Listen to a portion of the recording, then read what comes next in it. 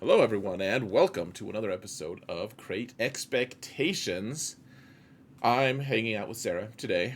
As per usual, this is actually fairly far in advance. We're going to be posting this. We're recording this, on a Saturday, and then we'll post it on, Hmm. Wednesday or something like that. Something like that. It's gonna So, be a few days later. Yeah, so after this show, as usual, guys, go follow us to Sarah's channel. The second half of Create Expectations is going to be there. There's a lot to talk about, though, Sarah. And Yeah. also, how are you today? Did I ask you that? You didn't. Rude. Oh, I'm you good didn't though. ask me. I was just gonna say, how are you? Oh, good job. I wouldn't say that that was unrude of you, though. Anyways, but it's good. You were able to make up for it. So you made things right. Sure. Yeah. Okay, so all right, so in repayment for your slight here, I'm actually going to. I have a question I wanted to ask you before we actually get into any of these serious topics. So we're Oh in no. your game right We're in now. my game, Whoa, madness! Yeah. not your So game. uh, no, No. no, not this time. Um, Here, I'll even make myself disappear so that people can see your name here. Yeah, see? Oh no. Yeah. Okay. So I just wondered actually, and this isn't actually like a negative thing. Uh, a Hmm. lot of gamers are OCD and Yep. really feel the need to have their full nodes finished, Yeah.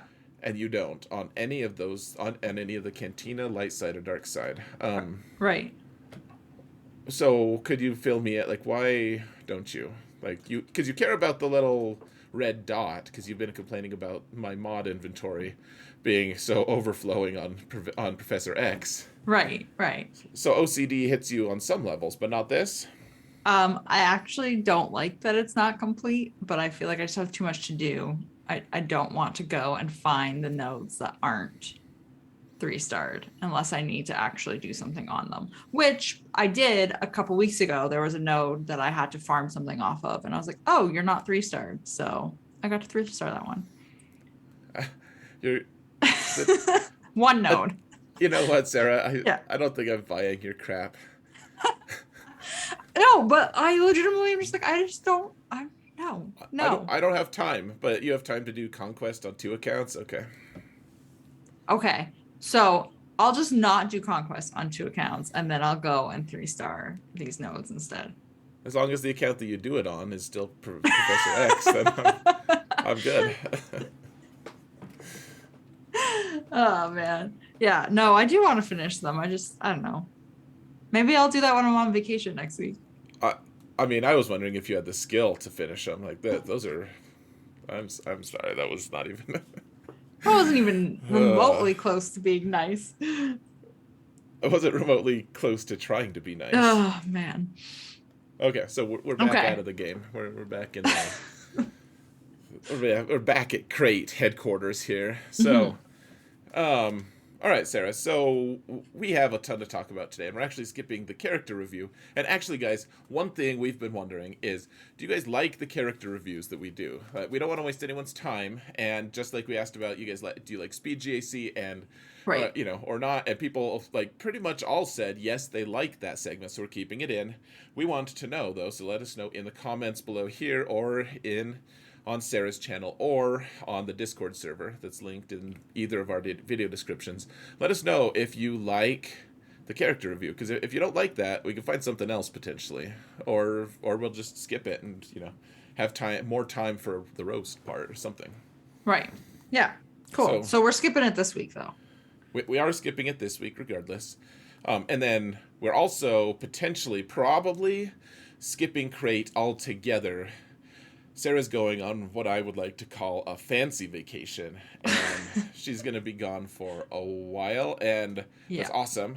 Happy for you, Sarah. Kind of tinged with jealousy, but but we might not end up publishing a crate next week. Right. So it will all hinge on what I am capable of via vacation. Yeah, we're already we do plan on doing on our other podcast. We're going to be doing a Kenobi episode 5 reaction while you're Yeah. there. So we'll be able to do a limited number of things at least, but crate might be a little beyond us. We'll have to see. So there may or may not be one next week, basically. Yeah. So what do we have on the slate today, Sarah? Okay. It's been a while just messing around, but let's figure out what are we doing. What are we actually talking about? Okay, Yeah. so they did release the road ahead, which is pretty much bang on when you said that they were going to release it when we recorded our last crate. All right. So that's out there. We can go over that. I know you've talked about it a little bit. I have not talked about it at all. So I have thoughts, and then we can look at That's a line she has from our other podcast, guys. It is. But we can look at, for a pack review, I want to look at the Raddus pack, the Admiral Raddus pack, not the Raddus ship pack. But we'll go into that. There's a ton of viewer questions we can go into, and then we do have a roster roast. So good. Stay tuned for that. Well, and the show on your channel with a feast, a roast. Yeah, it'll be good. Yeah. Oh, okay. So first off, I do want to point out, so Admiral Raddus came out after we both had last crate, right? No, they announced him the day we recorded crate. Oh right. Oh yeah. That's what it was, because we were talking about how ironic it was. Like, the community tries to name things and they never actually succeed. It ends up just being like the generic, acronym for it. So like Admiral Raddus would end up being AR or something like that. But I actually think that there's a decent chance that the community keeps AdRad. I like AdRad. Yeah, me too. Yeah, I'm all for this.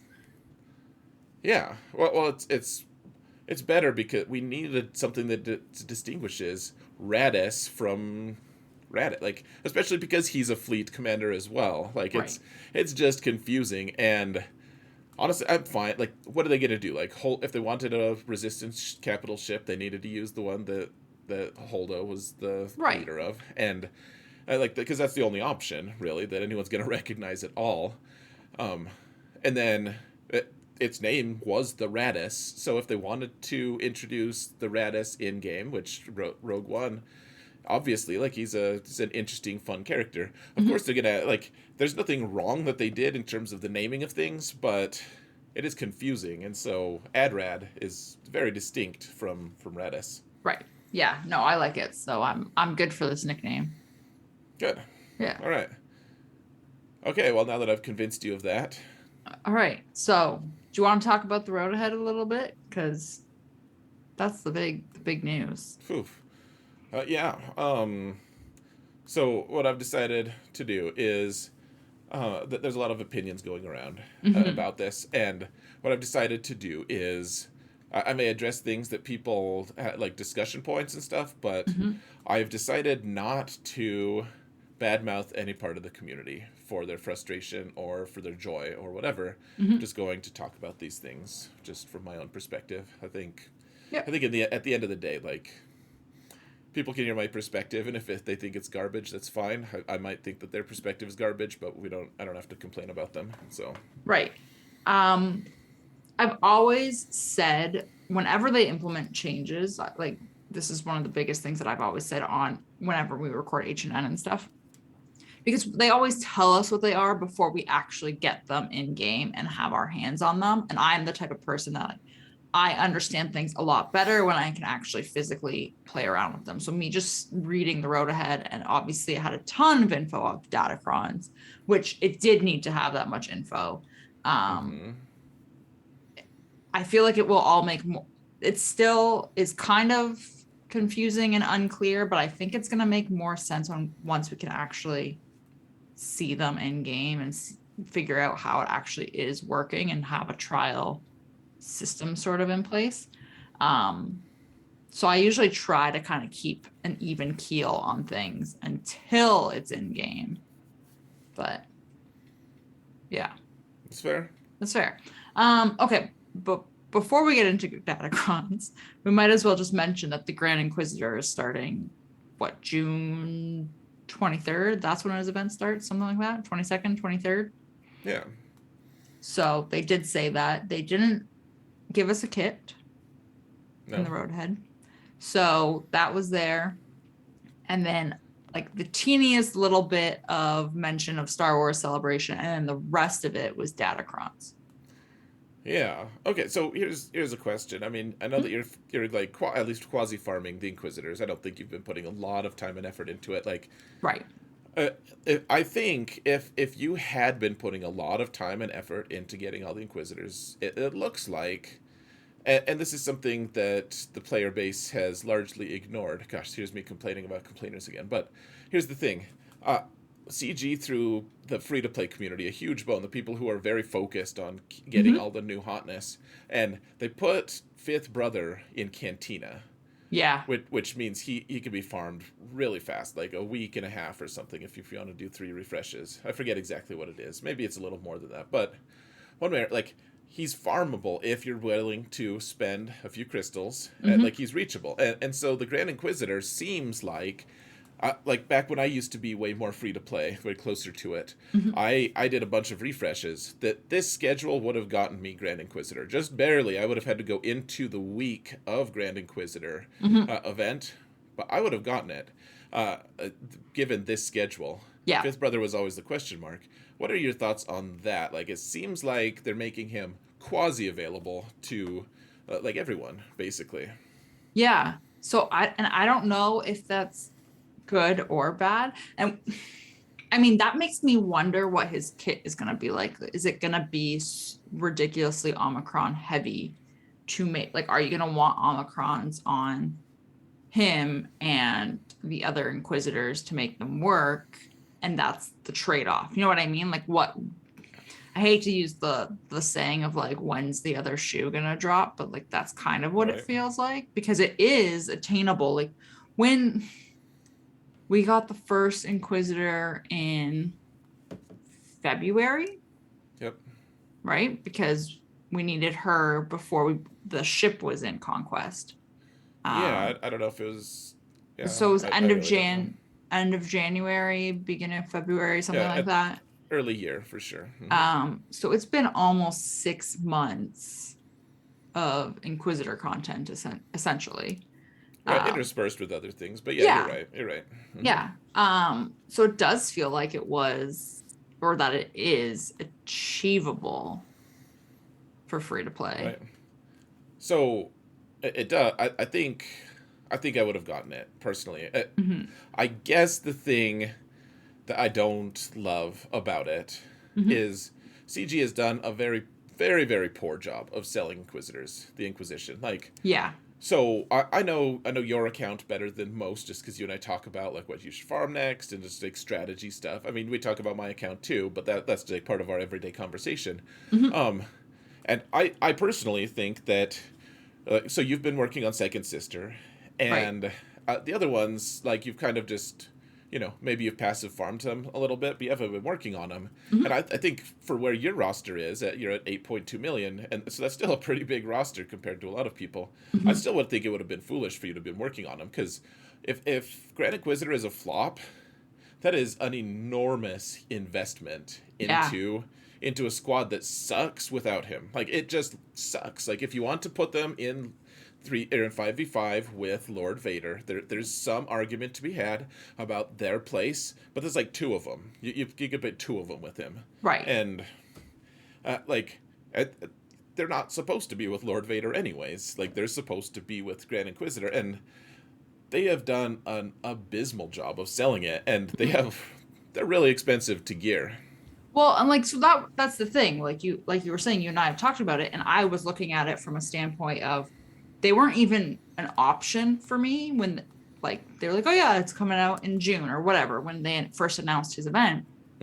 And for me, at the time, I had just finished C, I think, if I remember correctly. And then I'm pretty sure I was working on my bounty hunters after that. Right. And then it was either go for Star Killer or go for Lord Vader. So, like, Inquisitors weren't even on the table for me. So I was like, well, and as you know now, and most people know, like, Star Killer is the option that I chose. Right. and it just seemed like the easier, I don't want to say the easier option, but the option that would also be better for my roster, because especially because I already know what Starkiller can do. That's the thing, like what you were saying. If Grand Inquisitor is a flop, why am I going to chase these characters that I Right. don't know what I'm chasing them for? Well, like how disappointing would it be? You're like, okay, all right, fine, I'll end on Grand Inquisitor. So you do all the refreshes, you have to farm him, you have to do all this stuff. You get him, and he is Scion of Django 2.0. Right. Like he's just the same. It's like, hey, you could kill a galactic legend in territory wars, and that's it. Like you could. It's like, oh, hey, he's Empire. Like you could put him with Lord Vader too, I guess. You know, like, hey, he's a Dasufu. Like let's put him with Starkiller. Like that's. I mean that's what I keep thinking of. Like if he sucks that much, he may end up as like part of my Starkiller team. Like hey, Frieza, Mara Jade. I don't know because we don't know the kit, but Mhm. I just keep thinking if he's a huge flop, it makes sense for my roster because I do spend money on this game to actually work on Grand Inquisitor and Inquisition and stuff. Um, but I at the same time, I mean, it's just who like it doesn't. I don't think it makes any sense for most people unless you want to spend money to have gone for him because Right. what's that adage? It's like better one bird in the hand than two in the bush or something like that. Something. I don't know. Like maybe Grand Inquisitor is going to be like the most worth it ever, Mhm. but you needed to work on bounty hunters. Like that was Right. indisputable. Your roster needed that, and you knew it was going to be good. As opposed to like we still don't. Like Grand Inquisitor's 10 days away as of this recording. It'll be Mhm. even less once people once we get this published. And we don't know the kit. We don't know anything about him other than some vague things in the road ahead that was like, you'll be able to beat some Jedi with him and Right. stuff. Exactly. Like And I mean, the other thing, in territory wars. Yeah. well, and the other factor too for me, exactly that is I'm not in a territory war focused guild. We try in territory war, absolutely. Mm-hmm. And occasionally we might suggest an Omicron that is good. It's not mandatory, but we're Right. not crazy territory war focused. So it didn't make sense for me to go after a character that would be a territory war build character. Right. I agree. So So probably enough about Grand Inquisitor. It's an yeah, interesting thing. Like uh, they I haven't. want them to hype things up. Like I almost feel like they're embarrassed about the whole thing or something. Well, and it's interesting too, because when you think, like, obviously, this, I realize we really should move on, but obviously, this Mm-hmm. ties into the Kenobi show.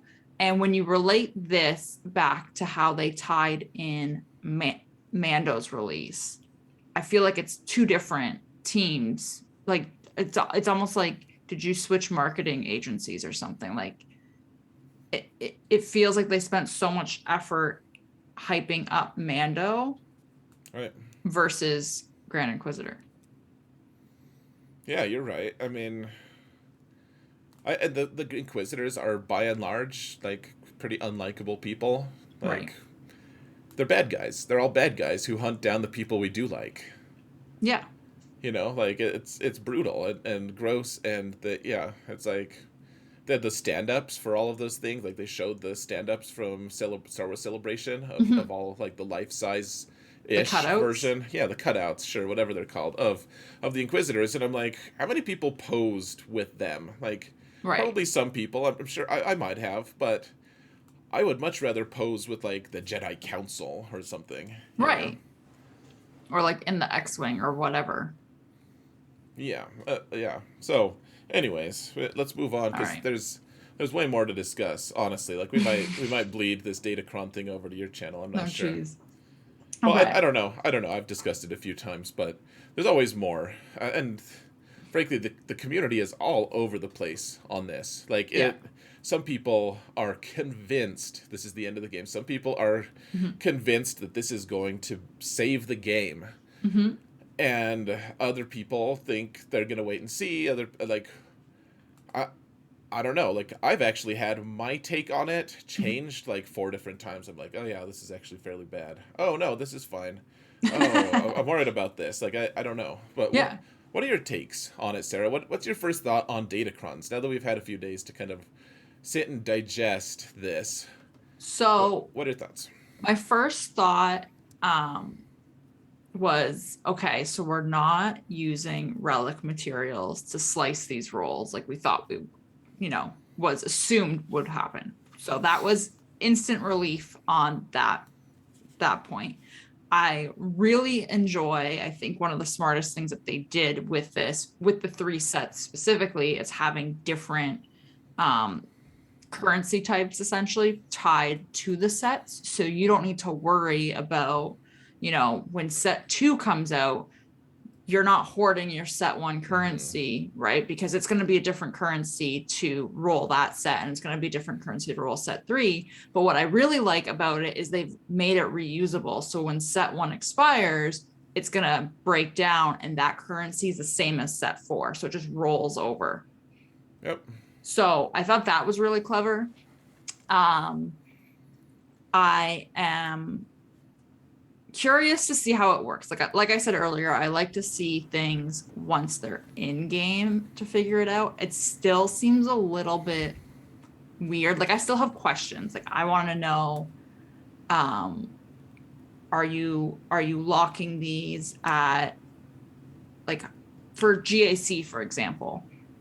How do the datacrons lock onto your roster? Because your roster locks at at frick, what's the word I'm looking for? At lock-in.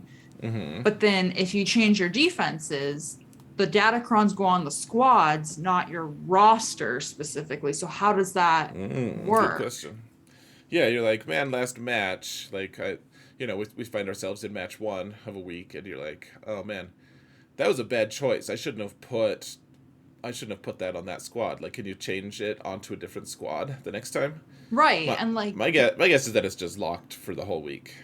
but then if you so then how is it locked if I want to use a squad on offense with a datacron on it? Oh, like because you can change the squad compositions themselves. Well, realistically, at lock in, your roster locks, and theoretically, your defense would lock based off what you have set on the board. So you could put a datacron on your defense, and that would theoretically lock, right? But if I want to use, say, Galactic Republic on offense with a datacron, there's no way to lock that. Well, right. So okay, let's say we get a datacron. Just as a try to explain what your thoughts are to make sure I understand. So, Yeah, let's say that I have a datacron that boosts Galactic Legend Ray, which I'm not trying to make any statement, guys, about whether right. that's wise or not. But I boost Galactic Legend Ray, and so I'm like, okay, on defense with pure resistance people. Yep. Great. Okay, so it didn't. Now the next match, I really want to take Ray on offense, but I want to take her with Jedi instead. Right. Who gets the datacron if it's locked at the start? Like, do you have to lock it to specific characters, or do you Mm-hmm. have to have like, you know, I don't know. Like it seems like they're gonna have to actually. I said that I think that it'll lock at the start, but I don't know how you can unless you lock your entire squad in for Mm-hmm. the entirety of the round. You'd have to say, okay, this is the squad composition. Either I'm going to take it for offense or Mm-hmm. defense, Mm-hmm. but this is the 5-man team I'm going to go with the whole week. Right. And It would have so, to be if you're going to lock it to a squad, if you're going to lock them at all. well, and that's what they've been making it sound like. When Crumb went on Heinz's channel, he was saying it locks to the squad. So, like, at the squad level. So it just doesn't, like, there are just all these like kind of questions that I still have that weren't answered. And we did get a ton of info in the road ahead. Mm. And like I said, I think all that info was deserved. There are just so many questions that I think haven't been asked yet and answered. And I don't know if that's because they're planning on giving us more information and they already have, maybe they've already thought about this. I'll give them the benefit of the doubt. My gut says they have not thought about this. My gut says that if you were to go into Grand Arena and you wanted to use a squad on offense, the datacron would not be locked to that, which now Mm-hmm. makes me worry about, how do I scout you? Right. Well, how do you even read raw? Like, how do you read GAC history? on Yeah. someone because you're like, wow, how did you lose to that crap? Yeah. Oh, there was probably datacrons involved on one and not the other. Like, or how did you win with that, you cheater? Exactly. Oh, you used Rose with like you're the only person in the whole world with Rose Omicron, and like the datacron also boosts her, and no one anticipated it would have this kind of payoff. So Hmm. yeah, yeah, you're right. You know what I think it's gonna be? I think they're gonna use the sixth slot Hmm. in the roster thing to click on for datacrons, and I think you're just gonna select from match to match. You can just okay, this squad has a datacron, or no, this squad doesn't. That's fine, but then that's not a roster lock, I mean, right? I bet that the datacrons themselves will be locked at a certain point, and then yeah, so you have a level 7 datacron, Hmm. and then roster lock happens. You have your matchup set Hmm. up. You have your opponent, and then you upgrade your datacron to level 8. Right. You don't then have a level 8 datacron available to apply in Right. GAC. You'd have a level 7. Yeah, I think it would stay at the level. It's just the okay, so like let's say it's level 3. Let's break it down to even more bare bones because level 3 is Sure. not faction. It's light side, dark side, Mm-hmm. right? So round 1, I go in and I use gas 501st with a level 3 Datacron. Okay. Round 2, I'm like, yeah, I don't want to use it on my gas 501st. I'm going to take this same Datacron because it's not locked on anything. Can I Right. throw it on my Galactic Republic now? It's a light side one. That's So my guess. I feel like you shouldn't be able to do that if your roster's like, you know what I mean? Like it's just these things. And I'm like, did you think about this aspect of it? Oh well, you're right. Like because you can't swap mods from match to match. Like why should you be able to Exactly. swap? Because it's like, oh man, I really want a high tenacity nest for this match in particular, Well, so I'm gonna put it on. because And then well, and like here's the thing: your round 1 opponent and your round 2 opponent obviously are going to have different rosters. Let's say one of them has, I'm talking completely like pulling things out of thin air here, but let's say round 2 has Lord Vader and round 1 doesn't, and you're like, you know what? If I move for round 2 this Datacron to this team, I'll be able to beat Lord Vader with it. right, well yeah. So gosh, I mean that would add so much flexibility on offense too. You're like, okay, Mm-hmm. so I'm only going to put some datacrons on defense, and then I'm going to keep like 20 of them on. I don't know how many we'll have. People are saying that we're actually going to get a crazy number, but you're Mm-hmm. like, okay, so it won't be just like, okay, I have Lord Vader available. What can I kill with it? It's like, okay, I have Lord Vader available, and he could have a bunch of bonus health. Or we could give him a lot of extra tenacity with it, this other one, or we could give him this other thing. Like, you're man, you want to stall harder in GAC on streams. That's how you're gonna do it. And I mean, like, that's just my first thought on them. Like, that's just Whew. my first what if. Like, All right, so let's do the other what if on your channel, shall we?